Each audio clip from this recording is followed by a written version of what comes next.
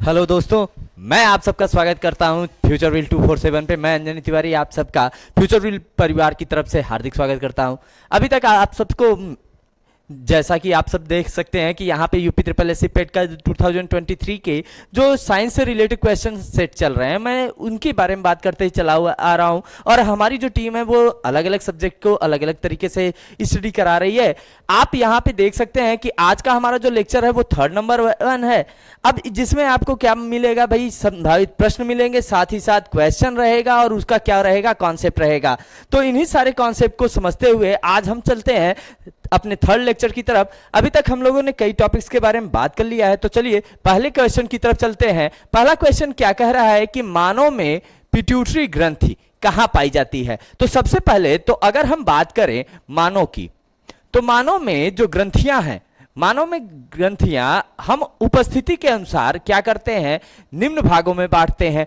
पहला क्या होता है हमारा मस्तिष्क, मस्तिष्क यानी ब्रेन। दूसरा हमारा क्या होता है, गले का रीजन। तीसरा हमारा होता है वक्ष रीजन। चौथा हमारा क्या होता है, उदर रीजन। अब यहां पे ध्यान देना है कि जो मस्तिष्क है, मस्तिष्क में आपको 3 स्पेसिफिक ग्रंथियों के नाम याद रखने हैं। पहला आपको क्या याद रखना है, पिट्यूटरी। यानी अगर आपसे पूछा जाए तो पिट्यूटरी ग्रंथि कहां पाई जाती है, तो यहां पे आपको याद रखना है कहां पाई जाती है, मस्तिष्क। दूसरा आपको क्या याद रखना है, हाइपोथैलेमस। क्या याद रखना है, हाइपोथैलेमस। क्या याद रखना है, हाइपोथैलेमस। और तीसरा आपको क्या याद रखना है, पीनियल। अभी यहां पे आपको मैंने मस्तिष्क में कितनी ग्रंथियां बता दी, 3 बता दिया, पिट्यूटरी, हाइपोथैलेमस और पीनियल। गले की जब बात करते हैं तो गले में 2 होती है। अगर हम गले में आगे के भाग की बात करें तो क्या होता है, थायराइड होता है। और पीछे की बात करें तो क्या होता है, पैराथायराइड होता है।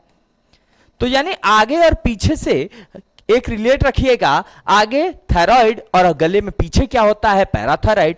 और अगर हम वक्ष रीजन की बात करें तो वक्ष में हमारे क्या होता है, तो वक्ष रीजन में हमारे क्या पाया जाता है, हमारे वक्ष रीजन में पाया जाता है थाइमस। क्या पाया जाता है, थाइमस। अब अगर हम उदर की बात करें तो उदर में भी 2 भाग, एक ऊपरी उदर और दूसरा निचला यानी निचली उदर। यानी उदर में भी 2 भाग आपको करना है, ऊपर का भाग और नीचे का भाग।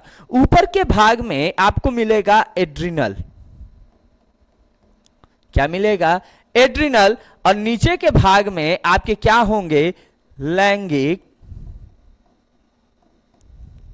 ग्रंथियां। अब लैंगिक ग्रंथियां, इनमें आपको क्या ध्यान देना है कि अगर नर है तो नर में क्या होगा, वृषण होगा।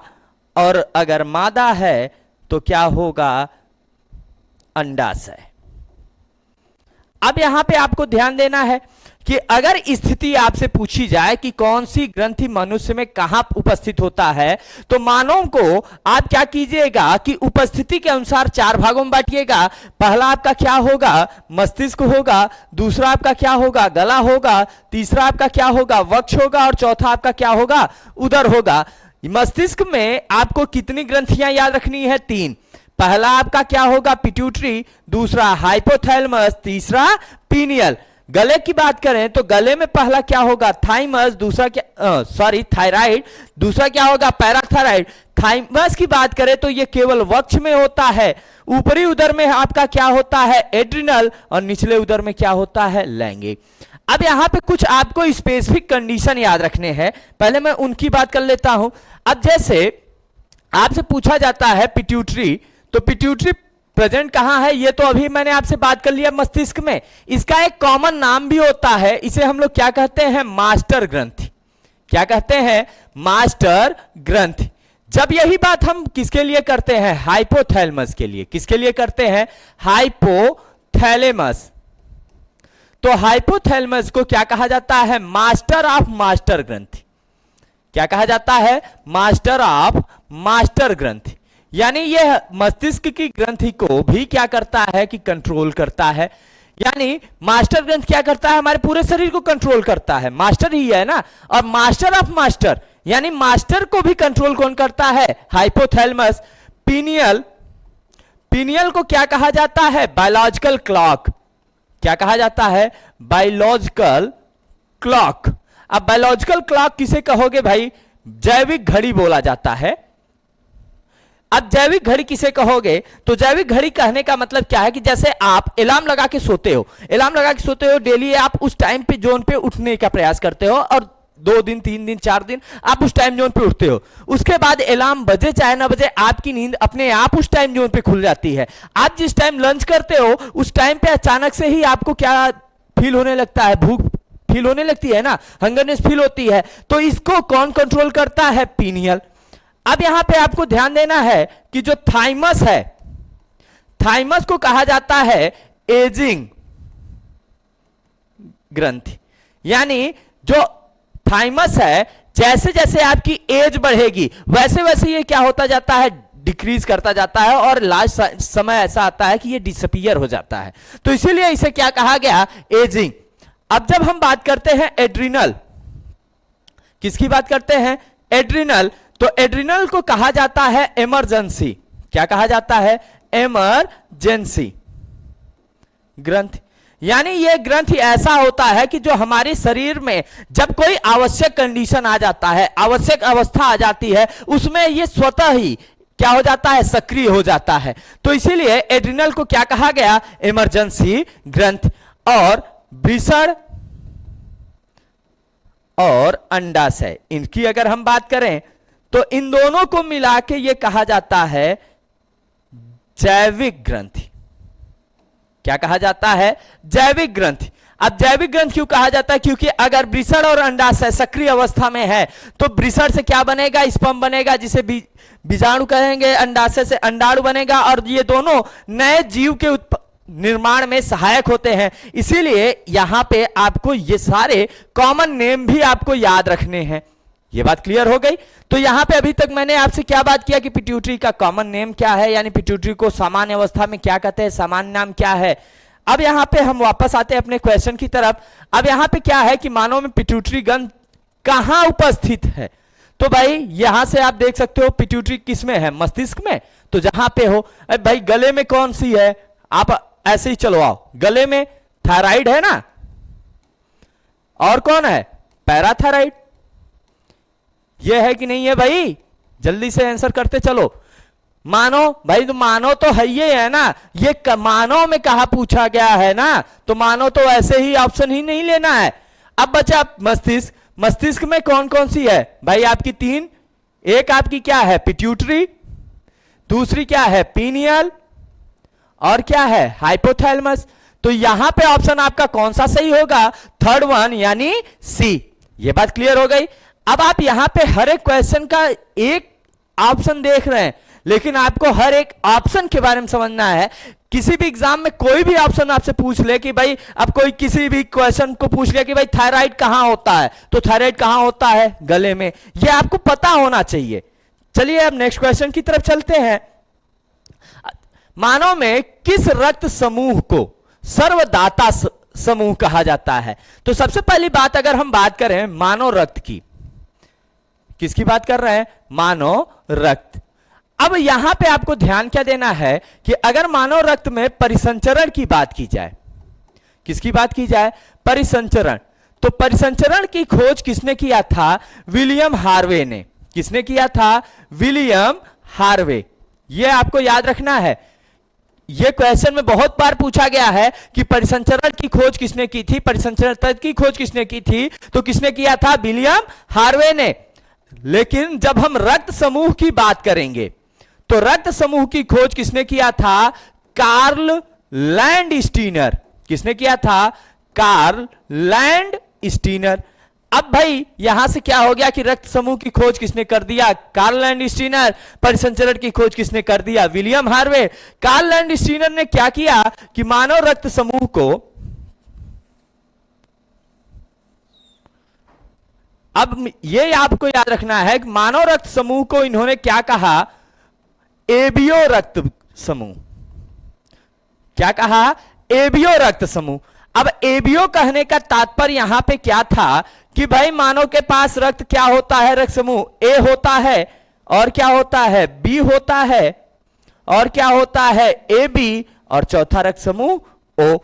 अब यहां से आपको क्या याद रखना है कि जो AB रक्त समूह है यह क्या होता है, सर्वग्राही, यानी ये किसी से भी रक्त ले सकता है। और O जो होता है ये क्या होता है, सर्वदाता, यानी ये किसी को भी रक्त दे सकता है। तो यहां पे आपको यह ध्यान देना है कि O क्या होगा, सर्वदाता, और AB क्या होगा, सर्वग्राही। अब यहां पे आपसे पूछा क्या गया कि मानव में किस रक्त समूह को सर्वदाता कहा जाता है, यानी कौन सा रक्त समूह ऐसा है जो सबको दे सकता है। तो सर्वदाता कौन सा है, O है। यहां पे भाई पहला ऑप्शन A है, ये तो होना नहीं है, B नहीं होना है, AB ये क्या होगा, सर्वग्राही होगा, और O क्या होगा, ये तो सर्वदाता है। तो ऑप्शन कौन सा सही होगा, फोर्थ वन यानी D। ये बात क्लियर हो गई। अब चलते हैं नेक्स्ट क्वेश्चन की तरफ। हमारा नेक्स्ट क्वेश्चन क्या है, विटामिन डी की कमी से होने वाला रोग। मैंने आपसे इस ऐसे ही कुछ क्वेश्चन से रिलेट करते हुए मैंने यही टॉपिक आपसे सेकंड वीडियो में भी बात किया हुआ था, आप देख सकते हैं। वहां पे मैंने आपसे बात किया था कि विटामिन बी की कमी से शायद अब यहां पे हमने क्या बात किया है, विटामिन डी। तो अब यहां पे आपको ध्यान देना है, मैंने क्या बताया था, रतौंधी, यानी इंग्लिश में इसे बोलते हैं नाइट ब्लाइंडनेस। अब नाइट ब्लाइंडनेस यानी रतौंधी किसकी कमी से होता है, तो याद रखिएगा विटामिन ए की कमी से। बेरी किसकी कमी से होता है, विटामिन बी की कमी से। स्कर्वी किसकी कमी से होता है, विटामिन सी की कमी से। और रिकेट्स किसकी कमी से होता है, विटामिन डी की कमी से। तो यहां पे क्वेश्चन में ही पूछा गया कि विटामिन डी की कमी से होने वाला रोग, तो ऑप्शन कौन सा सही होगा, फोर्थ वन यानी डी, क्या होगा, रिकेट्स।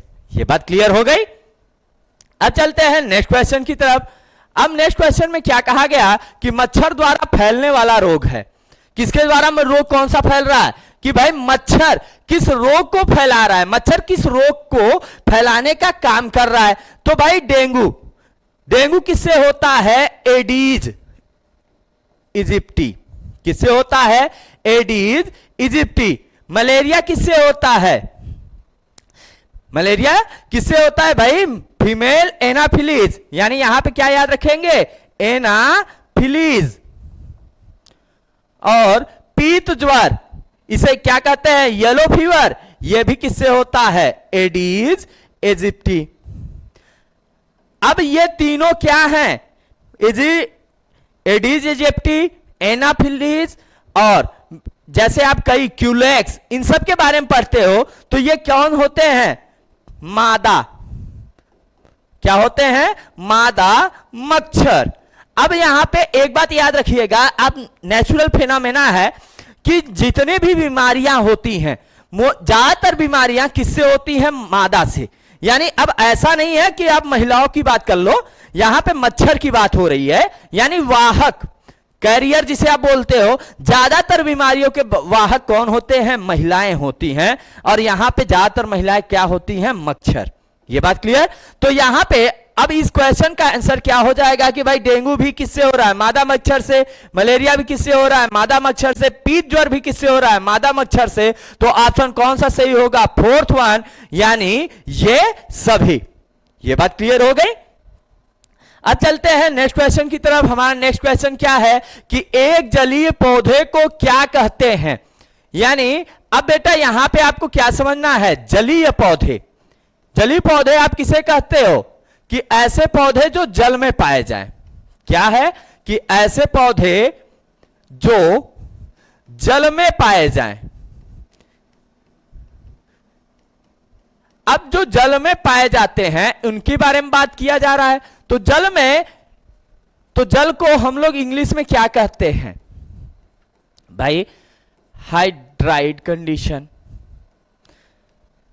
अब यहां पे अगर हाइड्राइड कंडीशन है, यानी इसी को हम लोग क्या कह लेंगे कि भाई हाइड्रो से एक वर्ड रिलेट करेंगे। तो अब हाइड्रो वर्ड आ गया किससे, जल से। और जब हम पौधों की बात करते हैं तो पौधों की अध्ययन को हम लोग क्या कहते हैं, फाइटोलॉजी। क्या कहते हैं, फाइटोलॉजी। तो यहां से एक वर्ड निकल के आया फाइटो, तो फाइटो से क्या ले लिया हमने, फाइट। तो अब यहां से जैसे इन दोनों को आपस में मिलाते हैं तो क्या बन जाएगा? हाइड्रोफाइट।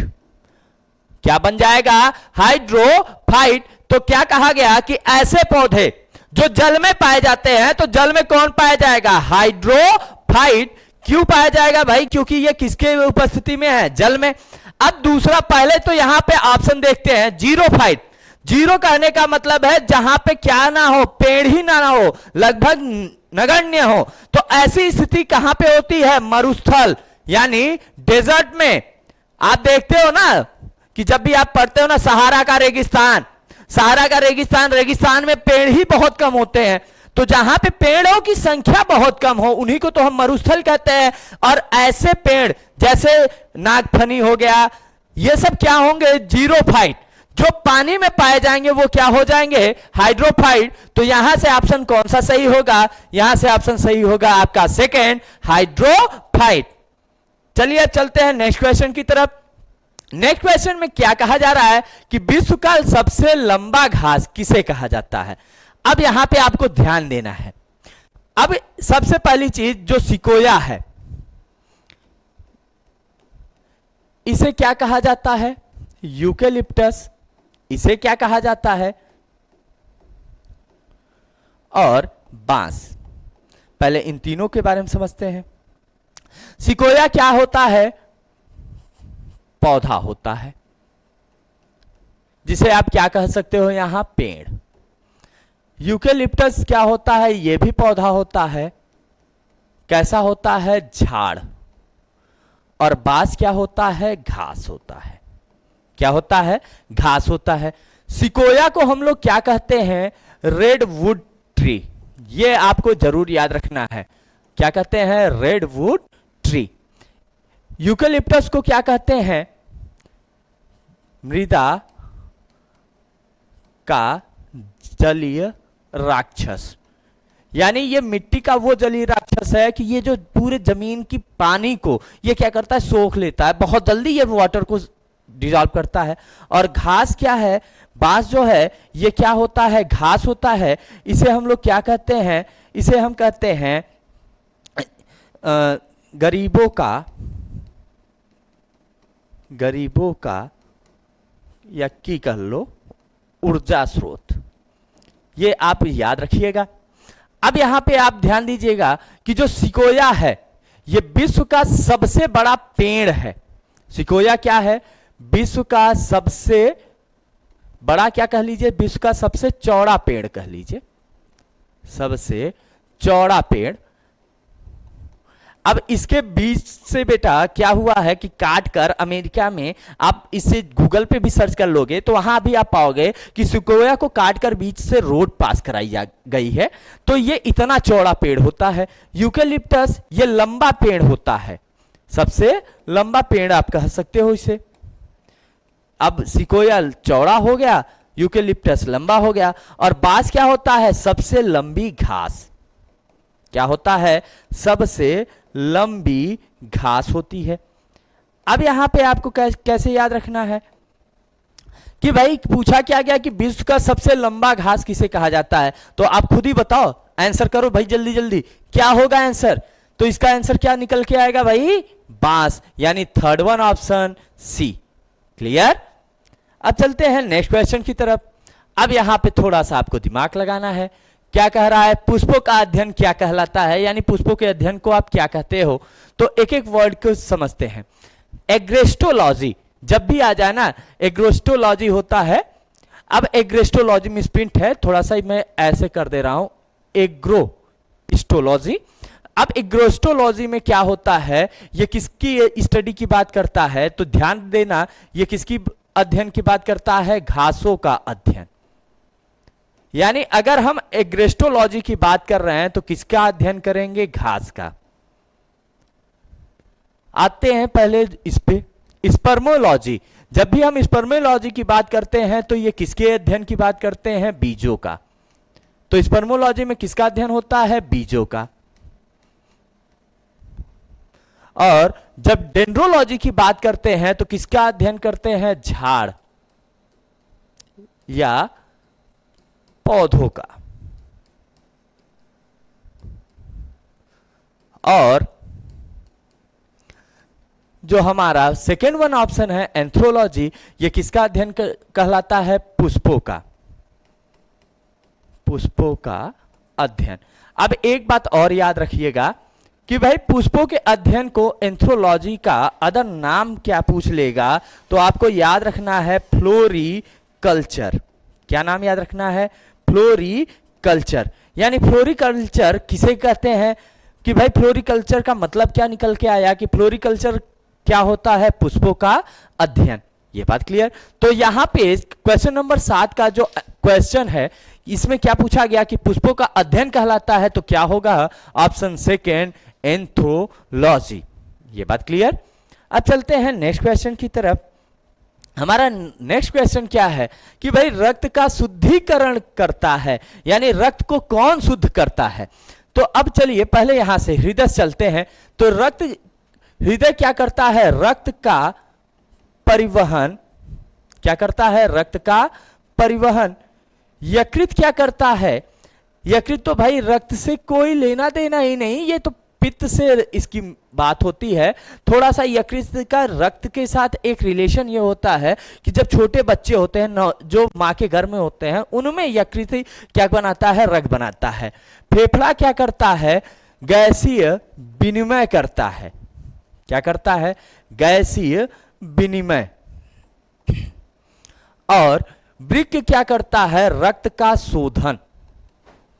क्या करता है? रक्त का शोधन। और रक्त का शोधन कहने का मतलब क्या है? रक्त को क्या करता है? शुद्ध करता है, यानी शुद्धिकरण।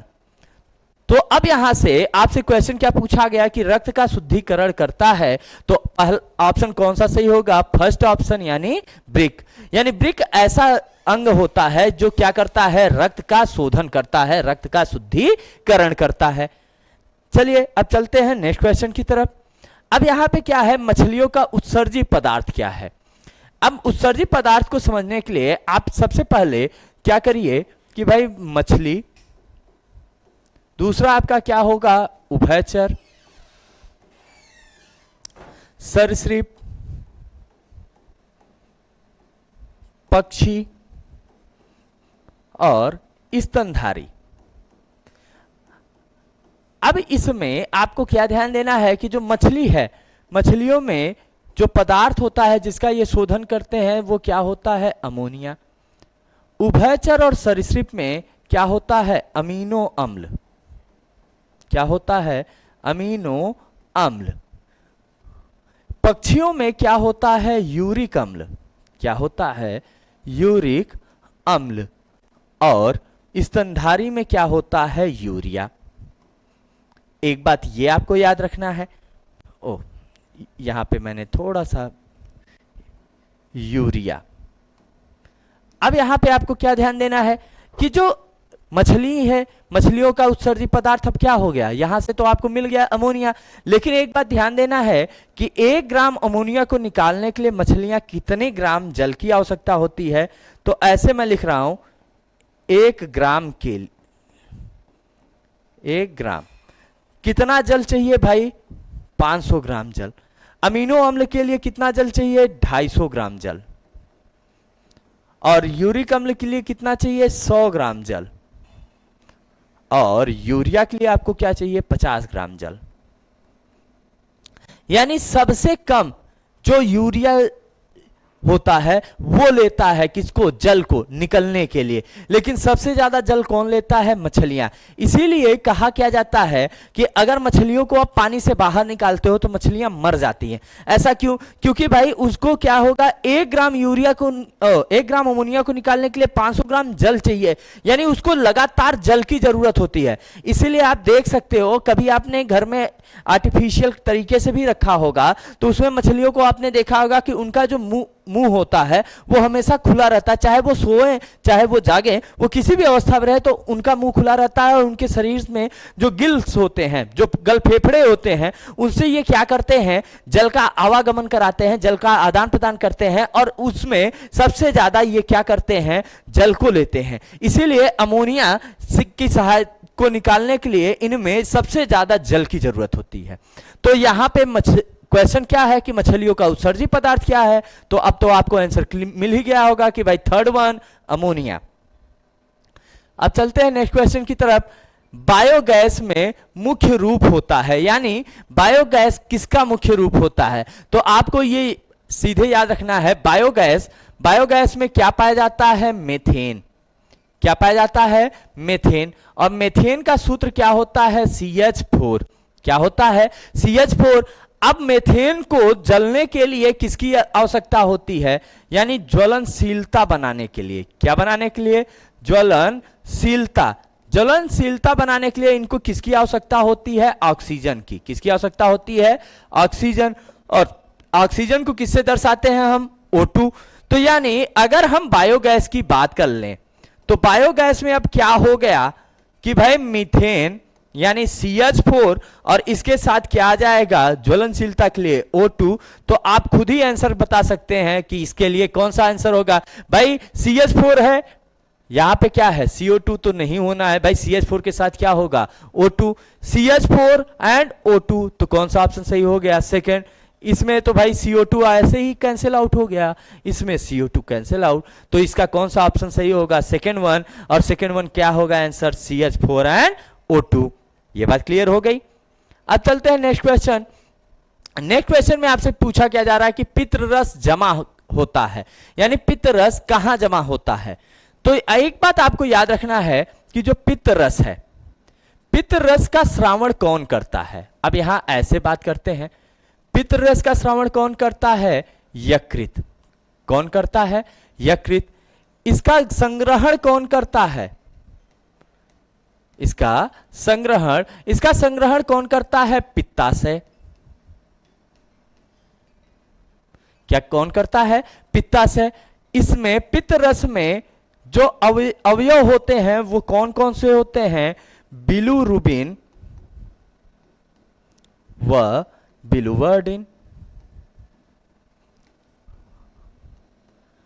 अच्छा, इसके साथ ही साथ ये क्या करते हैं, भोजन को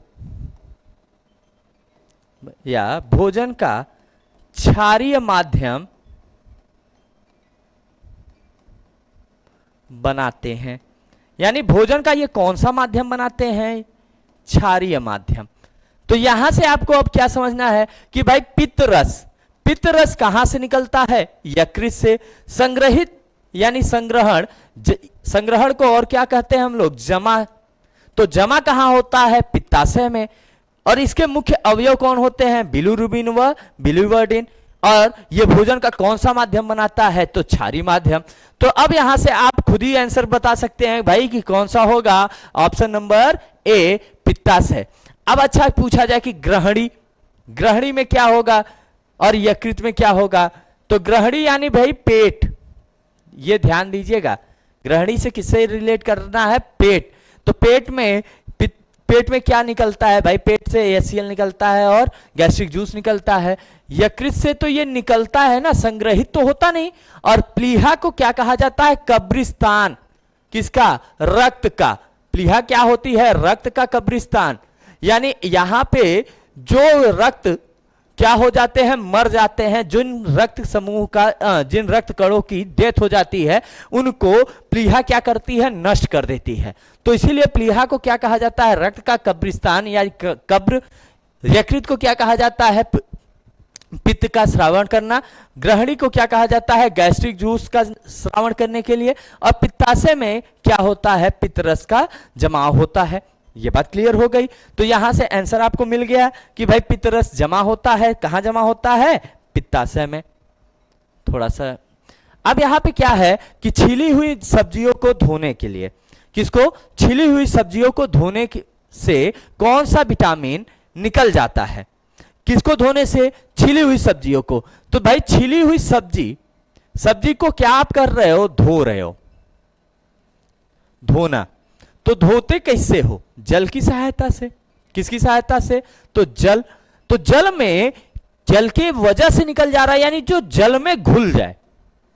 तब आप कैसे कहोगे, जल में घुलनशील विटामिन। और इसके लिए मैंने पिछली जो कक्षा थी जिसमें हमने आपसे बात किया था कि जल विटामिन के नाम की बात, और मैंने उसमें आपसे बताया था जल में घुलनशील और वसा में। तो मैंने आपको क्या बताया था कि जल में घुलनशील विटामिन दो नाम बताए थे, बी और सी, और जबकि वसा में घुलनशील विटामिन के नाम मैंने क्या बोला था, कीड़ा। कीड़ा नाम से आप याद रखिएगा, क्या याद रखना है, KEDA। तो यहां पे पूछा क्या जा रहा है कि छिली हुई सब्जियों को धोने से, यानी छिली हुई सब्जी को जब आप पानी से धुलते हो तो कौन सा विटामिन निकल जाता है, कौन सा विटामिन निकल जाएगा। तो अब यहां पे एक बात और ध्यान देना है कि भाई ए तो नहीं निकलने वाला क्योंकि ये जल में नहीं घुलने वाला, डी नहीं निकलेगा। अब बचा बी और सी।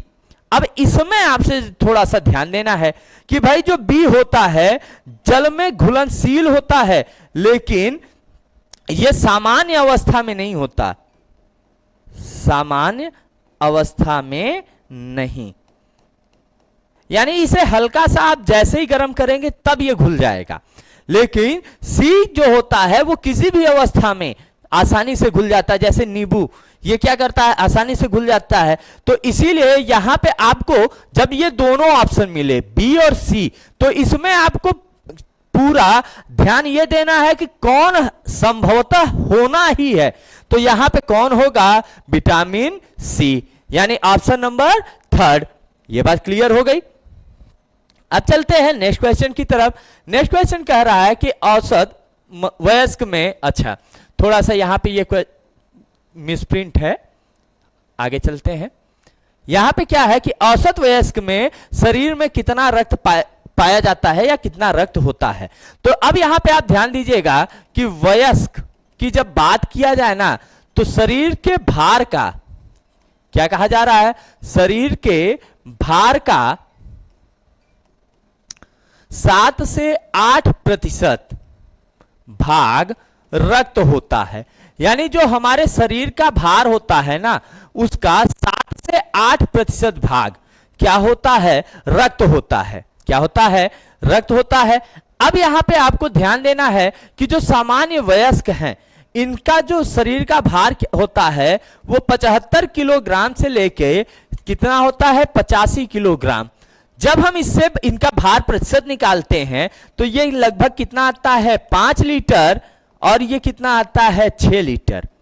अब एक बात ध्यान देना, ये वयस्क पुरुष की बात हो रही है।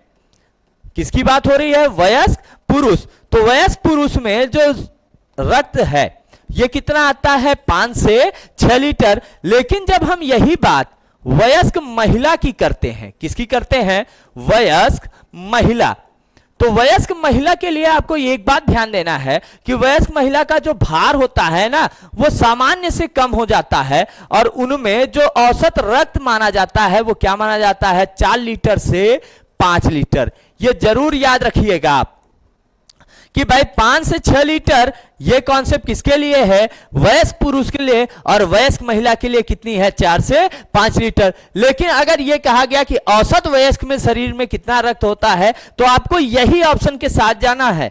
तो यहां पे पहले में क्या है, 3 से 4 लीटर, तो ये तो संभव ही नहीं है कि वयस्क पुरुष में हो जाए। 4 से 5 लीटर, ये तो किसकी बात हो रही है, वयस्क महिला की है ना, ये किसकी है, वयस्क महिला। लेकिन अगर वयस्क है तो मैंने क्या कहा कि भाई आपको एक ही कॉन्सेप्ट, तो ये 5 से 6 लीटर क्या होगा, करेक्ट ऑप्शन होगा। तो यहां पे जो सी ऑप्शन है ये क्या होगा, सही होगा। ये बात क्लियर हो गई। अब चलते हैं नेक्स्ट क्वेश्चन की तरफ। यदि माता का रक्त समूह AB तथा पिता का O हो तो उनके संतानों का संभावित रुधिर वर्ग क्या होगा। तो चलिए अब माता की बात करें। माता का रक्त समूह क्या है, AB, और पिता का रक्त समूह क्या है, O। तो जब हम इनकी अवस्था को दर्शाते हैं तो माता के रक्त समूह को IA IB से, पिता के रक्त समूह को IO IO से दर्शाते हैं।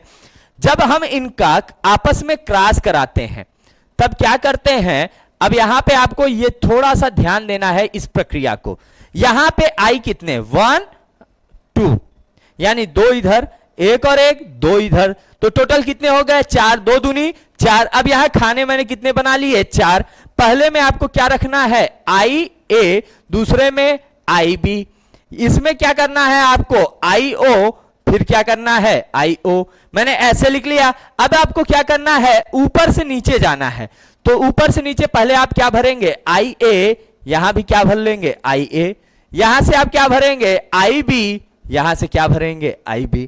अब बाद में आप क्या कहां जाएंगे, बाएं से दाएं, तो जैसे ही यहां जाएंगे तो IO, ये भी क्या आएगा IO, यहां पे IO और यहां पे IO।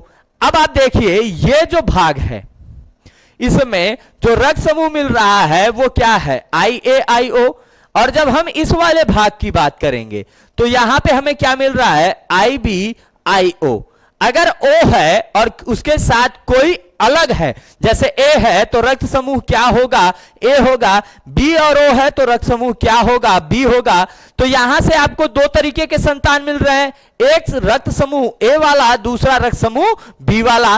तो यहां पे जब आपसे ऐसा क्वेश्चन दिया जाए तो कौन सा ऑप्शन आएगा कि भाई अगर A B और O है तो आंसर कौन सा सही होगा, पहला A या B होगा। अब चलते हैं नेक्स्ट क्वेश्चन की तरफ। नेक्स्ट क्वेश्चन पूछ रहा है कि लाल चींटियों में कौन सा अम्ल होता है। क्या पूछा जा रहा है, लाल चींटियों में कौन सा अम्ल होता है भाई, एस्टिक अम्ल। यह किसमें पाया जाता है, एस्टिक अम्ल सिरके में पाया जाता है। ब्यूटारिक अम्ल यह क्या होता है, जानवरों की वसा में। यह आप याद रखिएगा, जानवरों की वसा, ब्यूटारिक। अच्छा चलिए ऐसे भी मैं लिख दे रहा हूं, एस्टिक सिरका। कैप्राइक जब भी कहा जाए पादप वसा में, यह याद रखिएगा, कैप्राइक अम्ल कहां पाया जाता है, पादप वसा में। और फार्मिक अम्ल पाया जाता है चींटियों में, मधुमक्खियों में, बिच्छुओं में। यानी ये जो चींटियां होती हैं, मधुमक्खियां जो आपको काटती हैं, जिनकी वजह से आपके शरीर पे निशान पड़ जाते हैं, लाल चकत्ते बन जाते हैं, वो कौन किस अम्ल की वजह से बनते हैं, फार्मिक अम्ल की वजह से। तो अब यहां पे सीधे कहा जा रहा है कि लाल चींटियों में कौन सा अम्ल होता है, तो ऑप्शन कौन सा सही होगा, फोर्थ वन, यानी फार्मिक अम्ल होगा।